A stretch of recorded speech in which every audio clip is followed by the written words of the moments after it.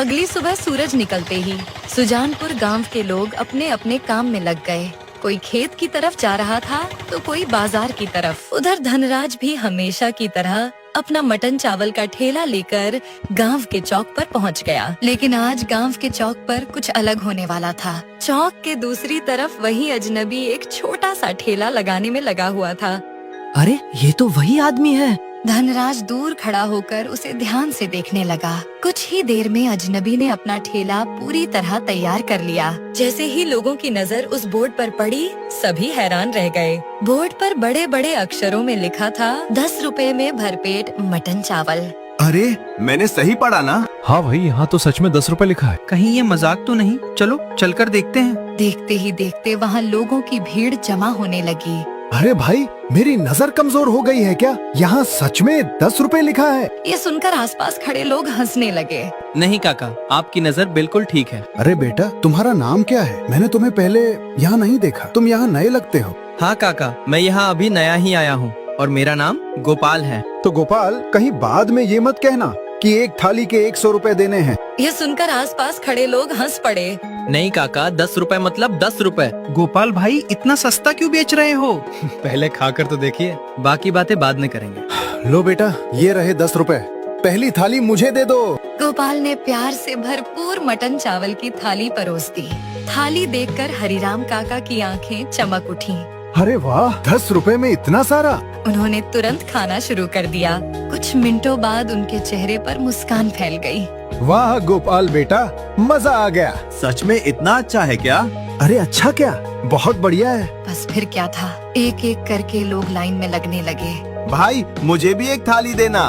मेरे लिए भी एक। अरे लाइन में लगो, सबको मिलेगा। कुछ ही देर में गोपाल के ठेले पर लंबी लाइन लग गई। उधर धनराज यह सब देखकर हैरान था। ये कैसे हो सकता है? सुबह से उसके ठेले पर मुश्किल से 2 ग्राहक आए थे, जबकि गोपाल के ठेले पर भीड़ बढ़ती ही जा रही थी। गोपाल लगातार लोगों को मटन चावल परोसता रहा। भाई, इतने पैसे में तो धनराज आधी मुस्कान भी नहीं देता। यह सुनकर वहाँ खड़े लोग जोर जोर से हंसने लगे। उधर धनराज का चेहरा गुस्से से लाल हो गया। दोपहर तक गोपाल का लगभग सारा खाना खत्म हो गया। गोपाल भाई, एक प्लेट और मिल जाएगी क्या? नहीं भाई, आज का खाना खत्म हो गया, कल जल्दी आ जाना। लोग खुशी खुशी वापस लौटने लगे। शाम होते होते धनराज ने अपना हिसाब देखा।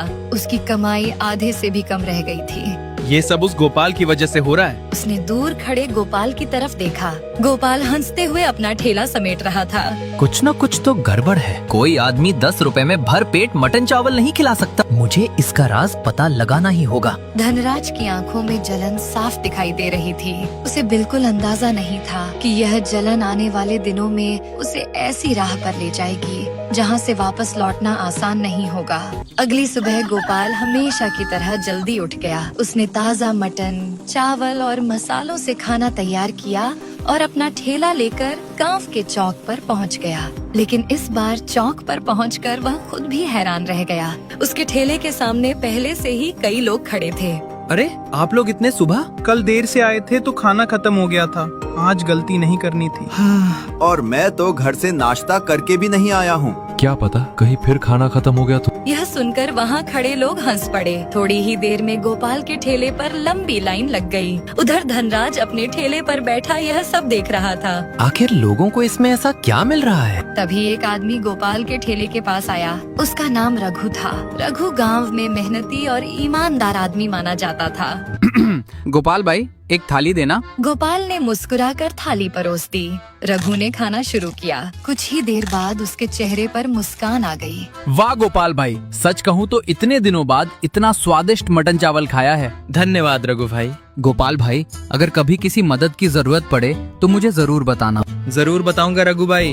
उसी दिन से रघु और गोपाल की अच्छी दोस्ती हो गई। दूसरी तरफ धनराज की परेशानी बढ़ती जा रही थी। पहले उसके ठेले पर भीड़ लगी रहती थी, लेकिन अब उसके पुराने ग्राहक भी गोपाल के ठेले पर दिखाई देने लगे थे।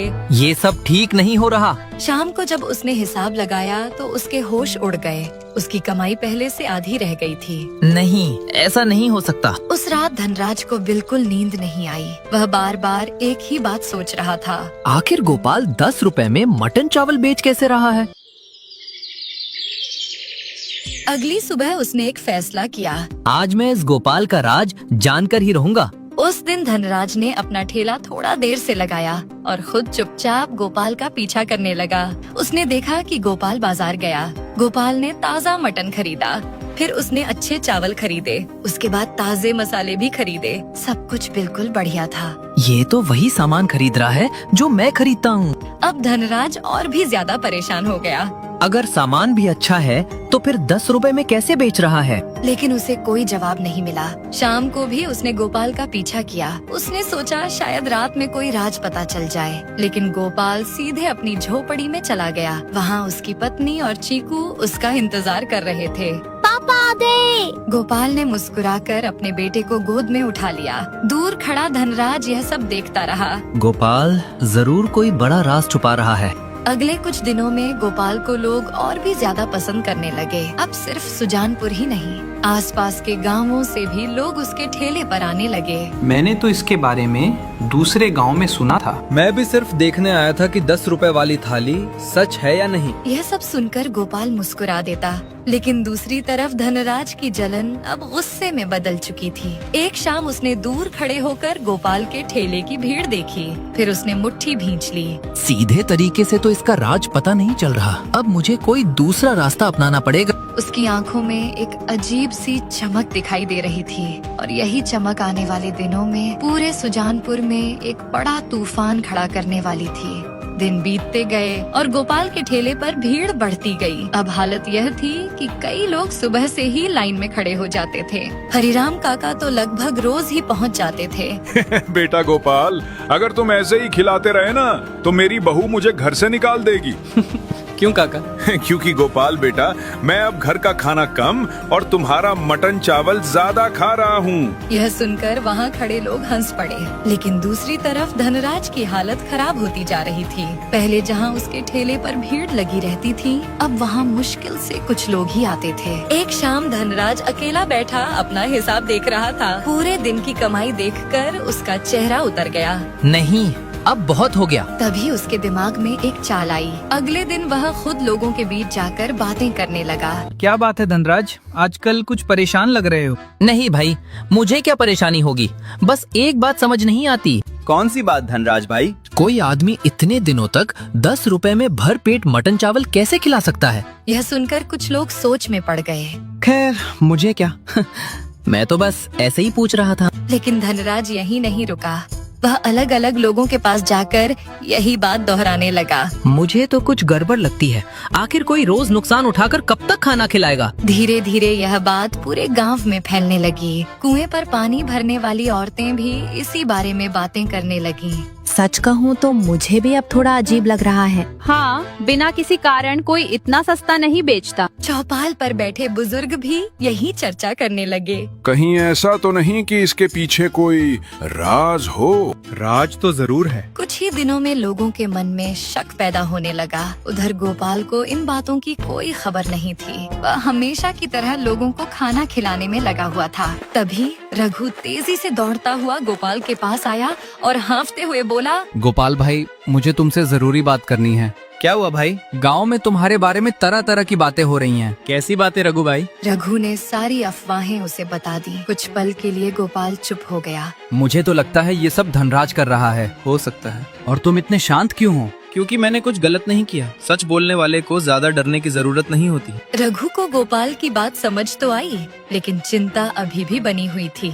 उधर धनराज को लग रहा था कि उसकी चाल काम कर रही है और सचमुच असर दिखने लगा था। अगले दिन गोपाल के ठेले पर पहले जैसी भीड़ नहीं आई। कुछ लोग दूर खड़े होकर सिर्फ देखते रहे। कुछ लोग बिना खाना खाए वापस लौट गए। यह देखकर गोपाल की पत्नी भी परेशान हो गई। लगता है जी लोग अब हम पर शक करने लगे हैं। चिंता मत करो, झूठ तेज जरूर दौड़ता है, लेकिन जीत हमेशा सच की ही होती है। लेकिन धनराज अब यहीं रुकने वाला नहीं था। उसी रात उसने एक और बड़ी चाल चलने का फैसला किया। अब सिर्फ अफवाहों से काम नहीं चलेगा। ऐसा कुछ करना पड़ेगा कि पूरा गांव इसके खिलाफ हो जाए। उसके चेहरे पर एक खतरनाक मुस्कान फैल गई। उसे लग रहा था कि अब गोपाल ज्यादा दिन टिक नहीं पाएगा, लेकिन उसे नहीं पता था कि उसकी यही चाल जल्द ही उसे पूरे गांव के सामने शर्मिंदा करने वाली है।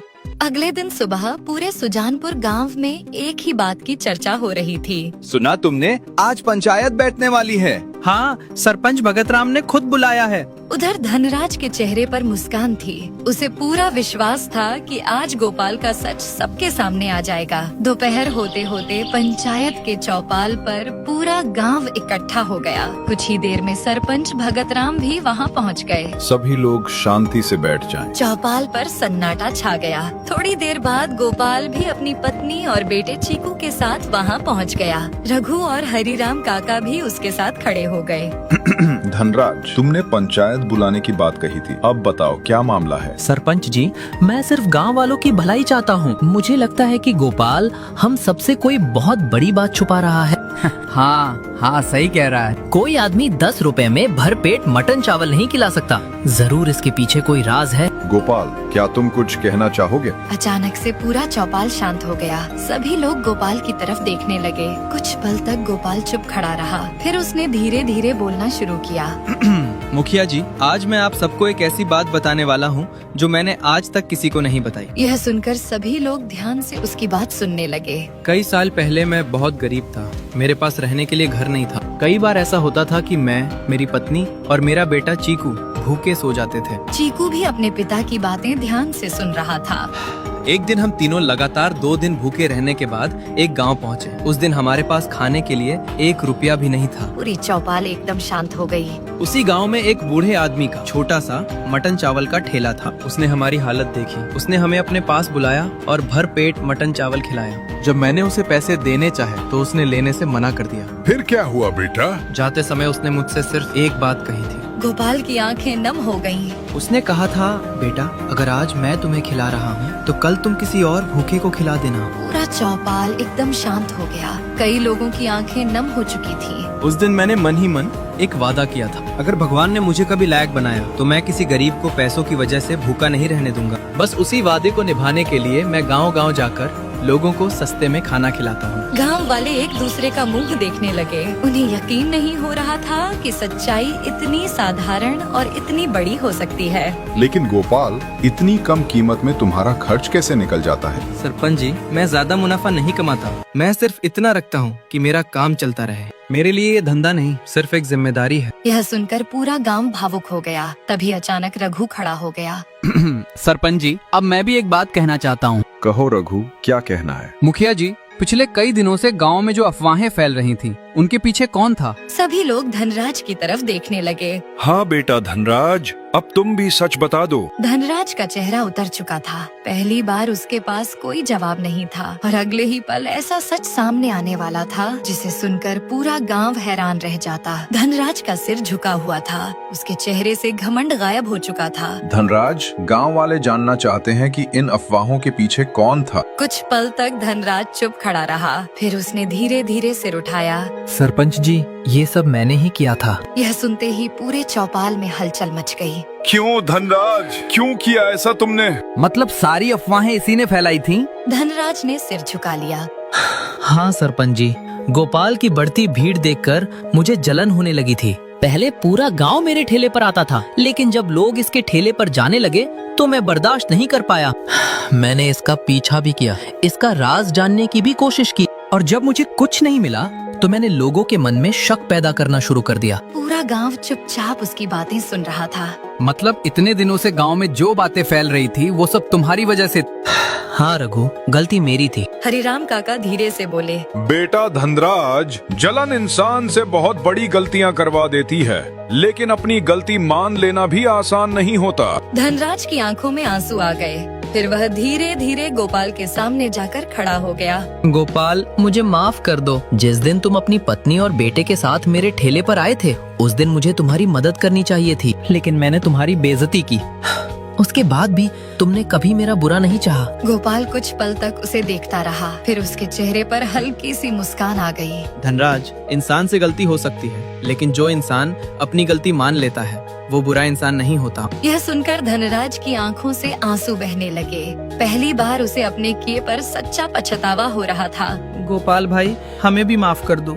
हमने भी बिना सच जाने तुम्हारे बारे में गलत बातें सोची थी। आप लोगों ने जो सुना उसी पर विश्वास किया। अब सब सच जान चुके हैं। बस यही काफी है। तभी सरपंच भगत राम अपनी जगह से खड़े हो गए। आज इस पंचायत से हम सभी को एक बड़ी सीख मिली है। किसी के बारे में सुनी सुनाई बातों पर विश्वास नहीं करना चाहिए और कभी भी किसी गरीब या मजबूर इंसान का अपमान नहीं करना चाहिए। पूरा गांव सहमति में सिर हिलाने लगा। तभी हरिराम काका मुस्कुराते हुए बोले, अरे भाई, इतनी देर से पंचायत चल रही है, कोई ये भी बताएगा कि आज मटन चावल कौन खिलाएगा?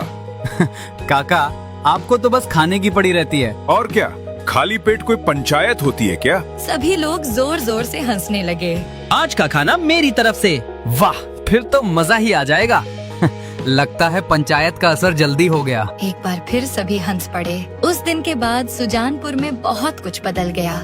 धनराज ने अपने ठेले के दाम कम कर दिए। अब वह गरीब लोगों के साथ सम्मान से बात करने लगा। अगर किसी के पास पैसे कम होते तो वह उसे भूखा नहीं लौटाता था। दूसरी तरफ गोपाल पहले की तरह लोगों को सस्ते में मटन चावल खिलाता रहा। धीरे धीरे गोपाल और धनराज के बीच की दुश्मनी भी खत्म हो गई। कई बार दोनों एक दूसरे की मदद भी करने लगे और सबसे ज्यादा खुश था छोटा चीकू, क्योंकि अब गाँव के लोग उसके पिता की इज्जत करते थे। एक शाम गोपाल अपने ठेले के पास खड़ा था। तभी हरिराम काका उसके पास आए। बेटा, उस बूढ़े आदमी ने उस दिन सिर्फ तुम्हारा पेट नहीं भरा था, उसने आज पूरे सुजानपुर का दिल भर दिया। काका, अच्छाई कभी खत्म नहीं होती, वो एक इंसान से दूसरे इंसान तक पहुंचती रहती है। हरिराम काका ने खुशी से सिर हिलाया। उस दिन के बाद सुजानपुर में कोई भी इंसान पैसों की कमी की वजह से भूखा नहीं सोया और धनराज को भी समझ आ गया कि पैसा कमाने से इंसान बड़ा नहीं बनता, बल्कि दूसरों की मदद करने से बड़ा बनता है।